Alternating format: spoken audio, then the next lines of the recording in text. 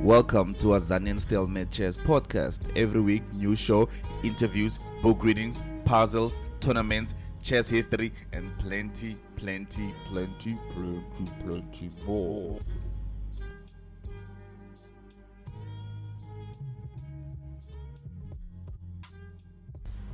Anyway, I don't know if it's possible that we can start a podcast by saying anyway, but anyway, welcome. Ralamogela. How do you say it in Afrikaans? No, in other languages. Do you know any other language that we can welcome people to this wonderful, phenomenal, remarkable podcast? I only can say it in Afrikaans and Setswana. welcome julle almal. Yeah, we welcome you all. Is that a good translation? Yeah, anyway, the other one is a chess lover, chess historian, chess enthusiast, and the other one is an upcoming. Which title do you think you're gonna attain? Do you think you're gonna go to the gym level, or you're just gonna hit the FM level and retire?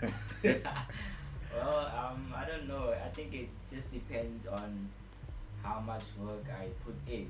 If I stay committed and I do my work, then I think I can reach that level. But not just staying in SA, also traveling overseas and stuff like that. Yeah. Yeah. Yeah, because I think overseas is where you find a lot of challenges, and a lot of support, even not only support from your parents, but support from the coaches and the clubs, and the toughness of the competitions there. Like the tournaments and how people tend to be that competitive on the high level. Yeah, of course. Yeah, well, I think if I work hard on my behalf, I think I can be a. Do you think I can be a CM? No, not a CM. Do you think I can be an FM? Because if I was a girl, I would be a WGM. Because I'm not casting any doubts on women chess, but I think it's quite easy for women to play chess, in a sense that there are not a lot of women chess players in South Africa. So you have less competition. Unlike on the men's point, that almost everybody, the second guy that plays chess and is good at it. Yeah, I think you can be one, but you have to sit down every day for like 7 to 8 hours working on your chess and not playing before. You should say it. yeah, playing real openings. What is real openings, man? Like, do you think the orangutan is not a real opening? What? Well, it's an okay opening, but today I think everyone have access to engines and stuff, so you will get cashed easy if like a top player will played, or you will play against the top player. But I have a lot of traps on the orangutan, man. Like I can play a lot of traps, and I know the outcome of the end game. I know what my end game will be like, especially those A and B pawns. They can be crushing.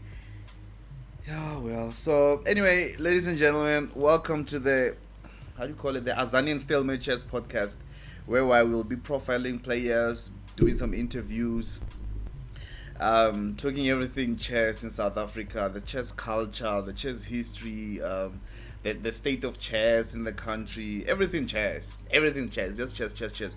Because I figured out that we are not covered a lot in terms of media in South Africa. I think South Africa tend to overlook chess as an extramural activity, whereby it's not that essential in developing children's mind and children's personalities. But I think chess fair, like, it put up a fair fight when it comes to development of children, when it comes to the mind and even the body. Cause I was reading somewhere whereby they were talking about the physical aspect that chess can play in one's health. They talk about chess players sitting there for 4 to 5 hours. They can burn lots and lots of calories, unlike someone who's running and who's doing cardio exercises. I don't know if there's truth and merit in those claims, but I figure that it could be possible because your mind is overworking in that time. You're a chess player, man. Yeah. So you know how you chess players tend to lose weight. So it's hard to see a chess player not stressing after the game, and stress tends to eat a lot of fat in one's body. I suppose. I'm Yeah, not. yeah, you're correct there.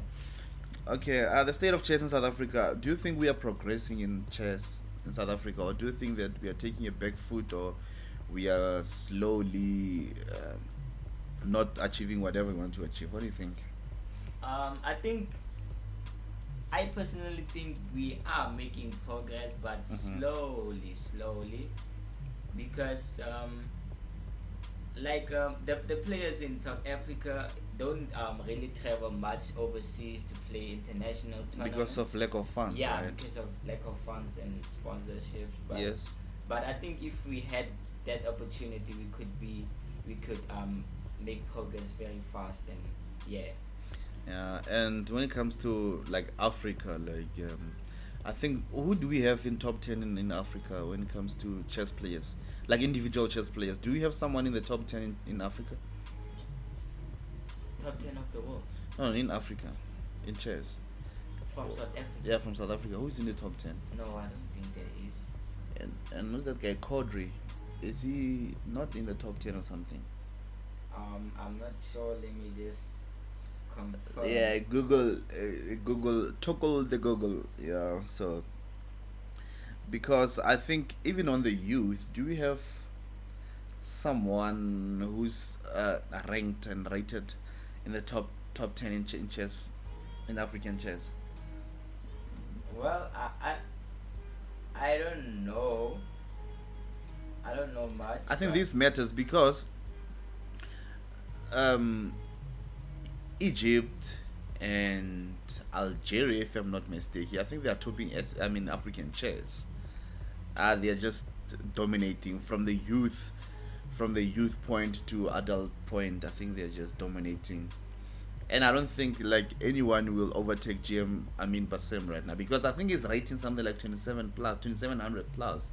So that guy is strong. yeah, he's very strong. But I Strong. think Do you think someone can topple him? no. I was saying I think he dropped a little bit Mm. when he went to play the World Cup. I think he dropped a little bit of ratings. Yeah. Yeah. Well, the World Cup is tough. It has everybody there. Like even Magnus Carlsen failed to win the World Cup. That's how tough it is. I think the World Cup. I would put my neck on a chalkboard and say the World Cup rather is tougher than the candidates. I don't know because on the World Cup like everybody's there, bro. Like everyone is there. Yeah, I think the World Cup is you don't know who are you going to play on the Exactly. second round, so you don't know what to prepare. I think Yeah. because these days most of the players are so lazy. All they want to do is sit and prepare long lines Mm. for the opponent. For example, when they know the opponent is going to play the Benoni, they'll look for A lot some of rotations, yeah, a yeah. lot of long variations to surprise the opponent and stuff like that. So you you really can't really prepare something for someone you don't know, or yeah. So yeah, So the prediction factor is been taken away when you play the World Cup. I think that's yeah, the beauty of chess when it comes to because nowadays everybody just check out the computer lines and memorize everything. Although they don't necessarily understand those lines, they can't really explain them. They can play them because I mean memory is memory. You know that the queen is gonna go to g4. If you play knight f3, you're gonna do this. You're gonna do this. So when you play the World Cup, anything goes. So well. So I mean, like, what should we necessarily do in terms of youth development in chess? Because if we want to be on the higher ranking of African and world chess, we should actually start early. We should develop children as early as 4 or 5 years, and they should strictly focus on chess. And the academia should only play. Should only be on the minimal. I think something like 20% of their time. So what should we do? Should we maybe have a lot of chess academies and yeah. which ones do you know of chess academies in South Africa? Chess, yeah, something like chess academies is very important, and Hmm. I think there are not a lot of academies in South Africa, That we but know of. yeah, but I think most of you guys know the one of I am Johannes Mapuzela. Yep, yep, yep. He has a chess academy that you guys can check out, and Moale also Mm-hmm. from Malawi also have one academy that Yeah. I know of, and I think it's helping a lot of people. Mm. Yeah, So did you check the top 10 in Africa? yeah. We can see that Daniel Quadri is it's on 11. in number 11. Wow, that's so close in breaking the top 10 in African chess. That's so close. So can we check who's number 1? Okay, it's Amin Bassem, right? He's Yeah. rating 27 with 3. Then Ahmed Adli, uh, Hicham Hamadouchi from Morocco, Shoka Semi from Egypt, Bilal Belads. I think I saw a game between Bilal and, if I'm not mistaken, Banel. and Banel. I think I saw Yeah. something like that. Yeah, I think And he Banel played- was in a good position, right? Yeah, he was playing very good.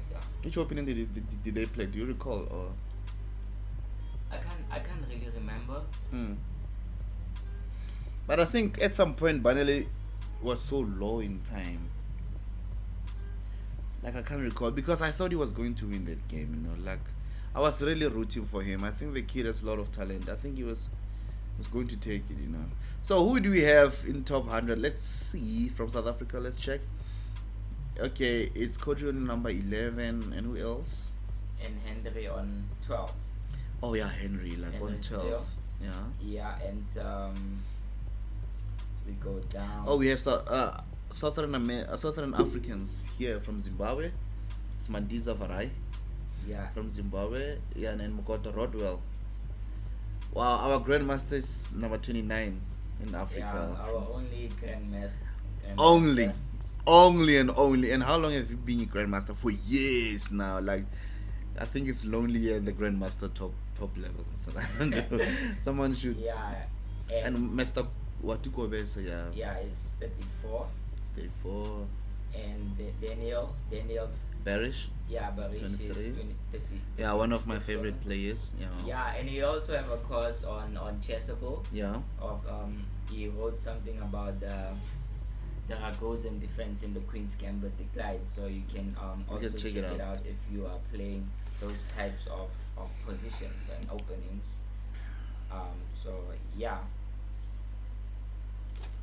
And who else? Nobody. I think there's a lot of guys in the And top and 100. Banel is number 67 in Africa. From Yeah, South Africa. Banele.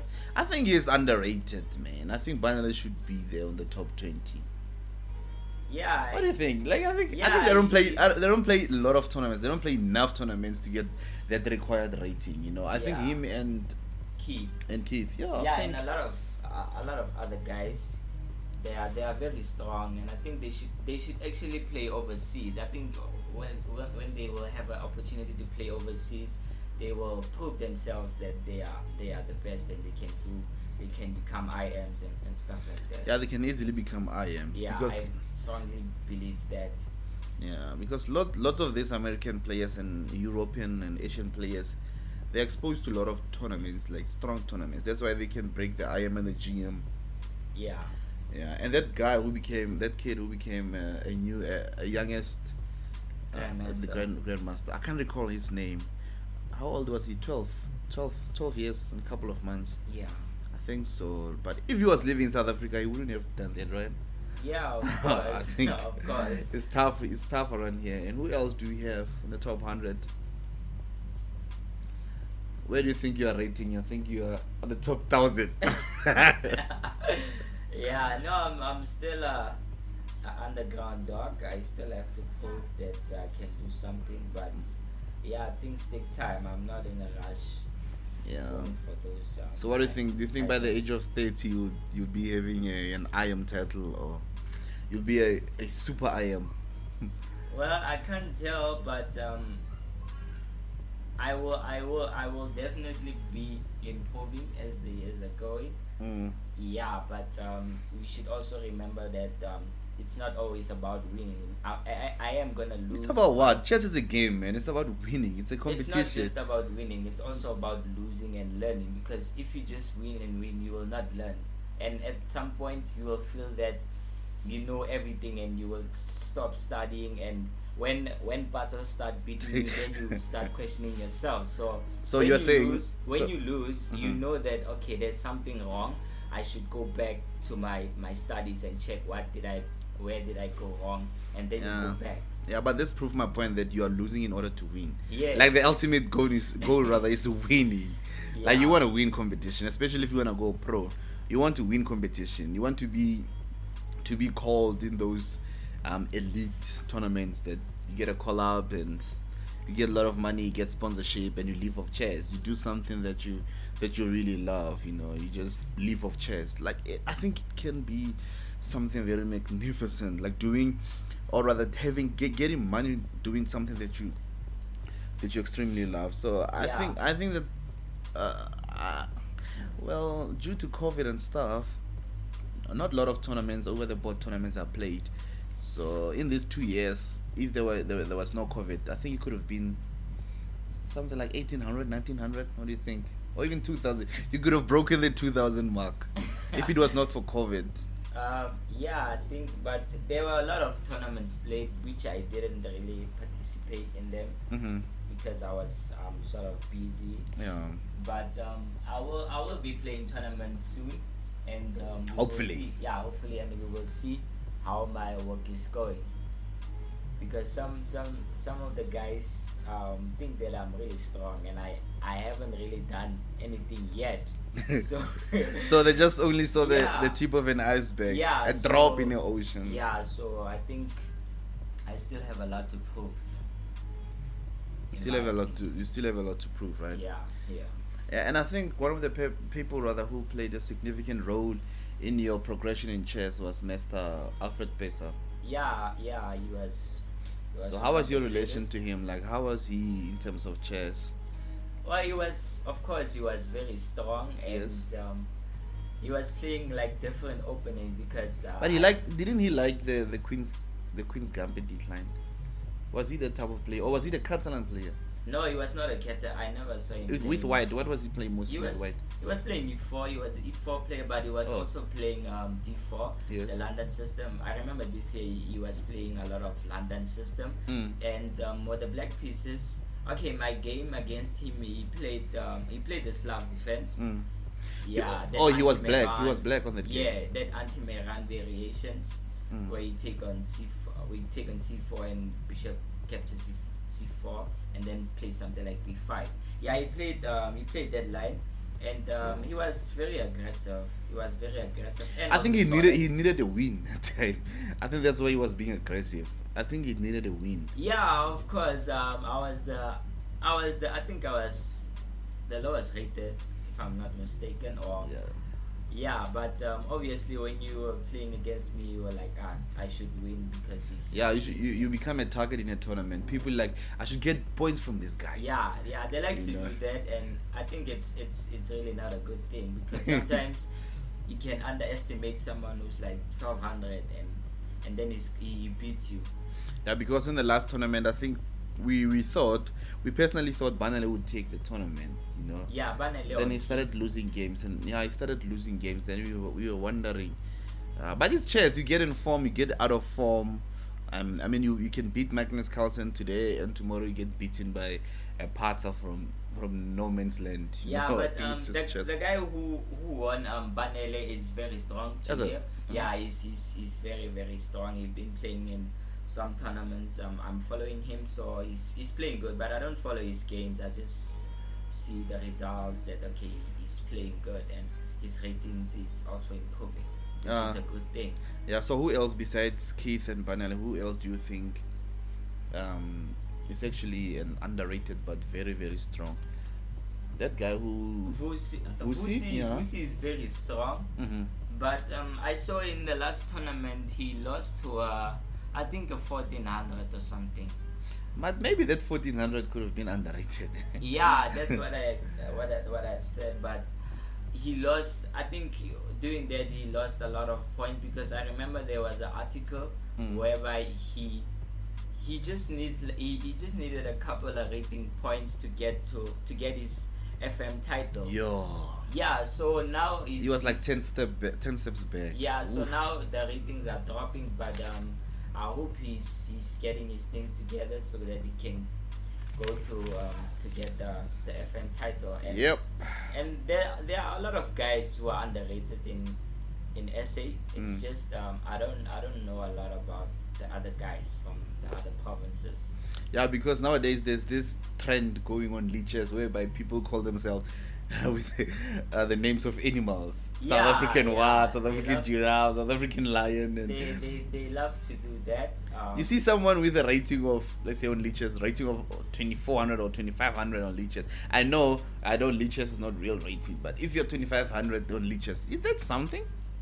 Not really, because I mean, in terms of comparison with other people, yeah, that's actually something. because there's a lot of guys that I know they are like 24 25 on leeches, but Yes. the feeder ratings, okay, they are around like maybe 1400. 1400. Yeah, but So they're like- on leeches they are like 24. Oof. Yeah, because they are So they're like almost 900 to 1,000 elo points yeah, because inflated. they play every day, and when you play every day you actually improve if you learn from your mistakes and stuff like that. So Yeah. when you play every day you're gonna improve, and they spend most of the time playing blitz games. Mm. So when there's tournaments, Over the board. yeah, over the board, Classical. they can't cope with it because they are used to online chess and stuff like So that. it's like short games. yeah. So it's like they have this. What do you call it in psychology? Whereby people tend to, they become so impulsive in playing. They become so quick. It's like you train a mind. The mind is Yeah. it's a habitual thing. So when you tend to do something over the period of time, over and over again, consecutively, like your mind tends to be like that, and you are always looking for those quick exchanges, tactical possessions, and when it comes to really long grinding positional play, then they fall short. Yeah. It's very understandable. That's why people like Botvinnik, he hated Blitz. He was like, Blitz is not chess, we shouldn't play that. And he was that type of person that whereby when you are in his school, chess school, and he's your your supervisor at the chess school or your tutor, he would say that you shouldn't play Blitz. Yeah. Like he would get so mad, like he would even stop talking to you when he saw you playing Blitz. That's how much he detested Blitz. So what do you think? Do you think Blitz is good or? Well, it is good. It's important to play blitz. But how much though? You should not play a lot of games per day. I mean, like I do. I only play blitz on weekend. Mm. Yeah, I think. But you can also play during the day. It's just you should not like play more than like 100 games. Yeah, and that's stuff. madness. Yeah, of course. So yeah, I think blitz is nice. And Talking about playing, what are the tournaments that you are aware of that's gonna take place in this December? Okay. On the 10th of December we have the Kimberley Chess Club Yep. tournament. It's an open tournament that will be taking place in Kimberley at Technical High School. Yep. Yeah, so it's an open tournament. It's open to everyone, so everyone can join and have fun. Yeah. In despite the COVID Yeah, the COVID-19. I think and if, this new wave. I think if everyone just follows the regulations, I think everything will just go smoothly. Yeah, because anyway, chess is a non-contact sport. No Yeah. touching, no touching. Yeah, of course. Even though sometimes, like when we start the game, we want to shake hands, but Yeah, I think it's a traditional gesture in chess. But anyway, guys, this is what you're gonna get every week. It's just that it's a pity that this week we don't have a guest because it's our first episode. So it's our first episode in the installation. So every week we're gonna get something like this, talking chess, politics, and talking a whole lot of crap. Like if you're into crap and enjoying the game of chess, especially around South Africa and our immediate countries in Africa, Botswana, Lesotho, wherever you are listening from. Like I think we're gonna get something like this. So we still have to decide who we're gonna take on our next week's show. But anyway, peace out. Peace, peace, peace, peace, peace, peace, peace, peace out.